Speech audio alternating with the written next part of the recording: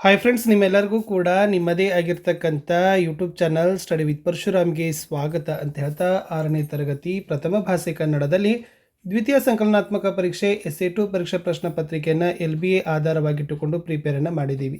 So March 2026ಕ್ಕೆ ಪರೀಕ್ಷೆ ನಡೀತದೆ. ನಮ್ಮಲ್ಲಿ 1ರಿಂದ 8ನೇ ತರಗತಿಗೆ ಕನ್ನಡ ಮಾಧ್ಯಮದ ಎಲ್ಲ ಪ್ರಶ್ನೆ ಪತ್ರಿಕೆಗಳು ವಿಷಯಗಳಲ್ಲಿ ಸಿಗ್ತವೆ. 9964050759ಗೆ ವಾಟ್ಸಪ್ಪಲ್ಲಿ ಮೆಸೇಜ್ ಮಾಡೋದ್ರ ಮೂಲಕ ನೀವೇನು ಮಾಡ್ಬೋದು, ಅವುಗಳನ್ನು ಪರ್ಚೇಸ್ ಮಾಡ್ಬೋದು.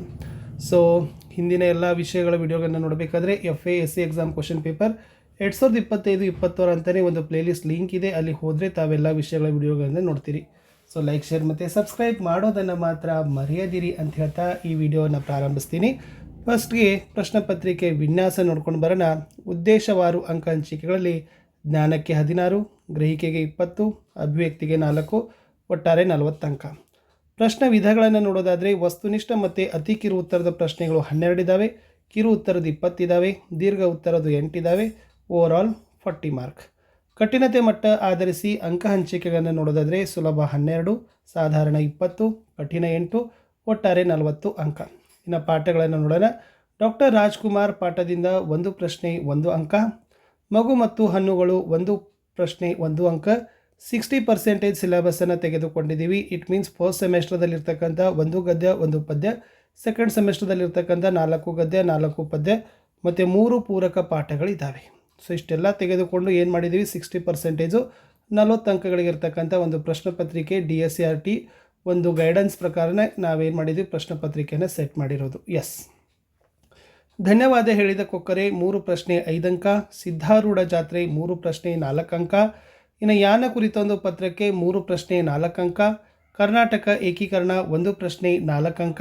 ಇನ್ನು ನೀ ನನಗಿದ್ದರೆ 3 ಪ್ರಶ್ನೆ 4 ಅಂಕ, ಗಂಗವ್ವ ತಾಯಿ 2 ಪ್ರಶ್ನೆ 3 ಅಂಕ, ಹೃದಯ ವಚನಗಳು 2 ಪ್ರಶ್ನೆ 5 ಅಂಕ, ಕಿತ್ತೂರ ಕೇಸರಿ 2 ಪ್ರಶ್ನೆ 3 ಅಂಕ, ಗಾಢ ಕತ್ತಲು ಎಸ್ 1 ಪ್ರಶ್ನೆ 2 ಅಂಕ, ಹುಚ್ಚು ಹುರುಳು 1 ಪ್ರಶ್ನೆ 2 ಅಂಕ, ಇರುವೆಯ ಪಯಣ 1 ಪ್ರಶ್ನೆ 2 ಅಂಕ.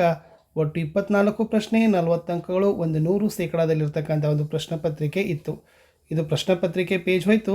ಸೊ ಡೈರೆಕ್ಟ್ ನಾನು ನಿಮ್ಗೆ ಏನು ಮಾಡ್ತೀನಿ ಅಂತಂದರೆ ಕೀ ಉತ್ತರಗಳ ಪುಟಕ್ಕೇ ಕರೆದುಕೊಂಡು ಬಂದಿದ್ದೀನಿ. ಎಸ್, ಪ್ರಶ್ನೆ 1 ಬಹು ಆಯ್ಕೆ ಪ್ರಶ್ನೆಗಳಿದ್ದಾವೆ. ಪ್ರತಿ ಸರಿಯಾದ ಉತ್ತರಕ್ಕೆ 1 ಅಂಕ. ಸರಿಯಾದ ಉತ್ತರವನ್ನು ಆರಿಸಿ ನೀವು ಕ್ರಮಾಕ್ಷರದೊಂದಿಗೆ ಏನು ಮಾಡಬೇಕಾಗ್ತದಪ್ಪ ಅಂದರೆ ಬರಿಬೇಕು. ಸೊ ಪ್ರಶ್ನೆ ಏನಿತ್ತಂತಂದರೆ ಎಸ್, ಹರಿ ಉಪಚರಿಸಿದ ಪಕ್ಷಿ ಡ್ಯಾಶ್ ಅಂತ ಇದೆ. ಕಾಗೆ, ಆ ನವಿಲು, ಈ ಕೊಕ್ಕರೆ, ಈ ಗುಬ್ಬಚ್ಚಿ. So the right answer is option ಈ ಕೊಕ್ಕರೆ ಅನ್ನೋದು ಸರಿಯಾದ ಉತ್ತರ ಬರ್ತದೆ. ಎರಡನೇ ಪ್ರಶ್ನೆ, ಬಾಯಿಂದ ಬಾಯಿಗೆ ಹರಡುವ ಕಲ್ಪಿತ ಕಲೆಗೆ ಏನಂತ ಕತೀವಿ? ಕತೆಗೆ. ಎ ಹಾಡುಗತೆ, ಬಿ ನೀತಿಕತೆ, ಇ ಸಣ್ಣ ಕತೆ, ಡಿ ದಂತಕತೆ. ಆಪ್ಷನ್ ಇ ದಂತಕತೆ ಈಸ್ ದ ರೈಟ್ ಆನ್ಸರ್. ಪ್ರಶ್ನೆ 3, ಡಾಕ್ಟರ್ ಅಮೃತ್ ಸೋಮೇಶ್ವರರ ವಚನಗಳ ಅಂಕಿತ ನಾಮ ಡ್ಯಾಶ್. ಅ ಹೃದಯೇಶ ಸೋಮೇಶ, ಅ ರಾಮನಾಥ, ಇ ಗುಹೇಶ್ವರ, ಇ ಚನ್ನಮಲ್ಲಿಕಾರ್ಜುನ. So the right answer is option ಇ ಅ ಹೃದಯೇಶ ಸೋಮೇಶ ಈಸ್ ದ ರೈಟ್ ಆನ್ಸರ್. ಇನ್ನು ಬಿಟ್ಟ ಸ್ಥಳಗಳನ್ನು ತುಂಬಲಿಕ್ಕೆ 3 ಪ್ರಶ್ನೆ ಕೇಳಿತ್ತು. ಸೊ ಪ್ರತಿ ಸರಿಯಾದ ಉತ್ತರಕ್ಕೆ 1 ಅಂಕ. 3 ಪ್ರಶ್ನೆ 3 ಅಂಕ. 4ನೇ ಪ್ರಶ್ನೆ, ಸಿದ್ಧಾರೂಢ ಜಾತ್ರೆಯು ಡ್ಯಾಶ್ ದಿನಗಳಲ್ಲಿ ನಡೆಯುತ್ತದೆ ಅಂತ ಕೇಳಿದರು. ಶಿವರಾತ್ರಿ. ಕತ್ತೆಯ ಡ್ಯಾಶ್ ಹೇರಿಸಿದ, ಆನ್ಸರ್ ಈಸ್ ಬೆನ್ನಿಗೆ. ಚೆನ್ನಮ್ಮ ಡ್ಯಾಶ್ ನೆಲಕ್ಕಾಗಿ ಹೋರಾಡಿದಳು ಅಂತ ಕೇಳಿದರು. Kittur is the right answer. ಆವರಣದಲ್ಲಿ ಸೂಚಿಸಿದಂತೆ ಉತ್ತರಿಸಬೇಕು. ಒಟ್ಟು 3 ಪ್ರಶ್ನೆ, ಪ್ರತಿ ಸರಿಯಾದ ಉತ್ತರಕ್ಕೆ 1 ಅಂಕ. 3 ಪ್ರಶ್ನೆ 3 ಅಂಕ. 7ನೇ ಪ್ರಶ್ನೆ, ಮರವನ್ನು ಇದನ್ನು ಸಂಧಿ ಬಿಡಿಸಿ ಬರಿಬೇಕು. ಆವರಣದಲ್ಲಿ ಕೊಟ್ಟಿದ್ದಾರೆ. ಸೊ ಅದನ್ನು ಬಿಡಿಸಿದಾಗ ಮರ ಪ್ಲಸ್ ಅನ್ನು ಮರವನ್ನು ಆಗಮ ಸಂಧಿ ಆಗ್ತದೆ. ಇನ್ನು ಬೆಕ್ಕು, ಇದರ ಪದದ ಅರ್ಥ ಕೇಳಿದರು. ದೊರಕು. ಹೊಳೆ, ಈ ಪದದ ಸಮಾನಾರ್ಥಕ ಪದಗಳನ್ನು ಬರೀರಿ ಅಂತ ಕೇಳಿದರು. ಸೊ ನದಿ ಅನ್ನೋದನ್ನು ನೀವೇನು ಮಾಡಬೇಕಾಗಿತ್ತಪ್ಪ ಅಂದರೆ ಬರಿಬೇಕಿತ್ತು. ನೆಕ್ಸ್ಟ್ ಒಂದು ವಾಕ್ಯದಲ್ಲಿ ಉತ್ತರವನ್ನು ಬರಲಿಕ್ಕೆ 3 ಪ್ರಶ್ನೆಗಳು. ಪ್ರತಿ ಸರಿಯಾದ ಉತ್ತರಕ್ಕೆ 1 ಅಂಕ. 3 ಪ್ರಶ್ನೆ 3 ಅಂಕ. ಮಂಟಪವನ್ನು ಹೇಗೆ ಸಿಂಗರಿಸಿದ್ದರು ಅಂತ ಇದೆ.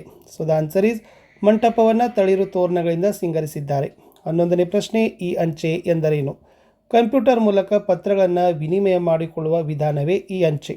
12, ಭೀಮನ್ನ ಎಲ್ಲಿಗೆ ಹೋದನು? ಭೀಮನ್ನನು ಸಂತೆಗೆ ಹೋದನು ಅಂತ ಬರೆದ್ರೆ ಸಾಕು. ಇನ್ನು 5th ಮೇನ್ಸಲ್ಲಿ 2-3 ವಾಕ್ಯದಲ್ಲಿ ಉತ್ತರವನ್ನು ಬಯಸ್ತಕ್ಕಂಥ ಪ್ರಶ್ನೆಗಳು 8 ಇದ್ದಾವೆ. ಪ್ರತಿ ಸರಿಯಾದ ಉತ್ತರಕ್ಕೆ 2 ಅಂಕ. ಟೋಟಲಿ 16 ಅಂಕ ಇದೆ. ಪ್ರಶ್ನೆ 13, ಮಠಗಳಿಂದ ಆಗುವ ಸಾಮಾಜಿಕ ಕಾರ್ಯಗಳಾವುವು ಅಂತ ಕೇಳಿದರು. ಸೊ ಮಠಗಳು ಧಾರ್ಮಿಕ ಕಾರ್ಯಕ್ರಮಗಳನ್ನು ನಡೆಸ್ತವೆ. ಮಕ್ಕಳಿಗೆ ಶಿಕ್ಷಣ ಮತ್ತು ಊಟವನ್ನು ವಸತಿಯನ್ನು ಒದಗಿಸ್ತಕ್ಕಂಥ ಸಾಮಾಜಿಕ ಕಾರ್ಯಗಳನ್ನು ಮಾಡ್ತವೆ.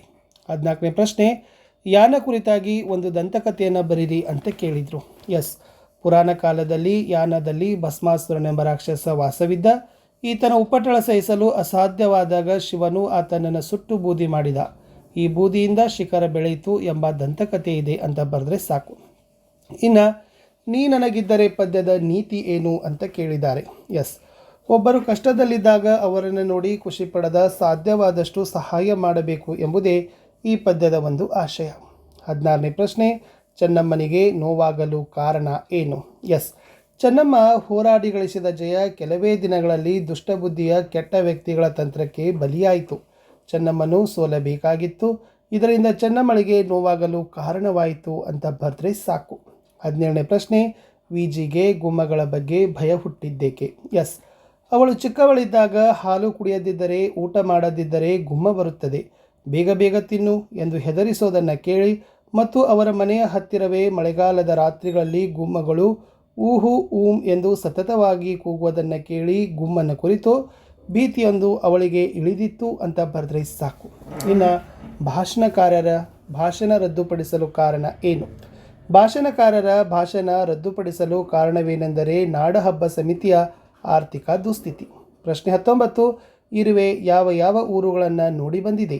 ಎಸ್, ಮನೆಯ ಬಾಗಿಲುಗಳ ಸಂಧಿಗಳನ್ನು, ಗೋಡೆಗಳ ಬಿರುಕುಗಳನ್ನು, ಅಷ್ಟೇ ಅಲ್ಲದೆ ಮನೆಯಲ್ಲಿರುವ ಬೆಲ್ಲದ ಡಬ್ಬಿಯನ್ನು ಇದೂ ಸಾಲದೆಂಬಂತೆ ಹಿತ್ತಲನ್ನು, ಅಲ್ಲದೆ ಪಾಪ ತಾನು ತಿನ್ನಲೆಂದು ತಿಂಡಿಯನ್ನು ಇಟ್ಟುಕೊಂಡಿರುವ ಪುಟ್ಟ ಹುಡುಗನ ಜೇಬನ್ನು, ಹಾಲಿನ ಪಾತ್ರೆಯ ಸುತ್ತಲನ್ನು ಈ ಎಲ್ಲ ಊರುಗಳನ್ನು ಇರುವೆ ನೋಡಿ ಬಂದಿದೆ ಅಂತ ಬರೆದ್ರೆ ಸಾಕು.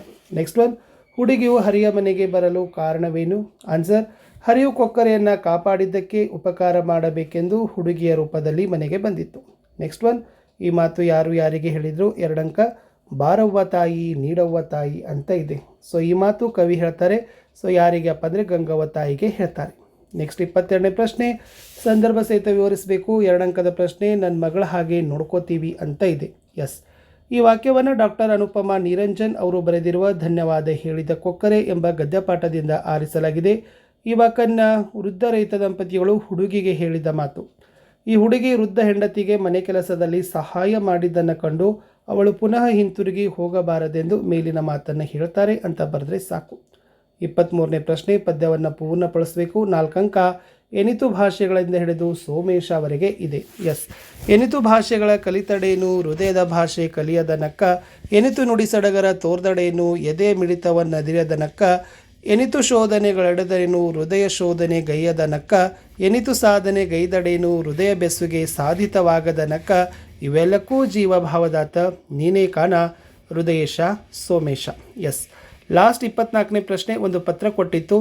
ನೀವು ಸರ್ಕಾರಿ ಪ್ರಾಥಮಿಕ ಶಾಲೆ ಆದರ್ಶನಗರ ವಿಜಯಪುರದ 6ನೇ ತರಗತಿ ವಿದ್ಯಾರ್ಥಿನಿ ಸುಶಾಂತ ಬಾರ್ ಸಾಕ್ಷಿ ಅಂತ ಭಾವಿಸಿ ನಿಮ್ಮ ಶಾಲೆಗೆ ಸುಸಜ್ಜಿತ ಗ್ರಂಥಾಲಯ ಒದಗಿಸುವಂತೆ ಕೋರಿ ನಿಮ್ಮ ಶಾಸಕರಿಗೆ ಒಂದು ಪತ್ರವನ್ನು ಬರೀರಿ ಅಂತ ಕೇಳಿದರು.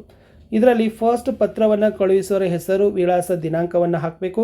ಪತ್ರ ಪಡೆಯುವವರ ವಿಳಾಸ ಮತ್ತು ದಿನಾಂಕ, ಸಂಬೋಧನೆ ಮತ್ತು ವಿಷಯ, ಪತ್ರದ ಒಡಲು ಮುಕ್ತಾಯ, ಹೊರ ವಿಳಾಸ. ಇಷ್ಟು ಹಾಕಿದರೆ 4 ಮಾರ್ಕ್ಸ್ ನಿಮ್ಗೆ ಏನು ಮಾಡ್ತಾರಪ್ಪ ಅಂದರೆ ಸಿಗ್ತದೆ. ಇದು ಜಸ್ಟ್ ನಾನು ಫಾರ್ಮೆಟ್ ಅಷ್ಟು ಹೇಳಿದ್ದೀನಿ. ಪತ್ರ ನೀವೇ ಸರಿಯಾಗಿ ಅದನ್ನು ಬರೀಬೇಕು.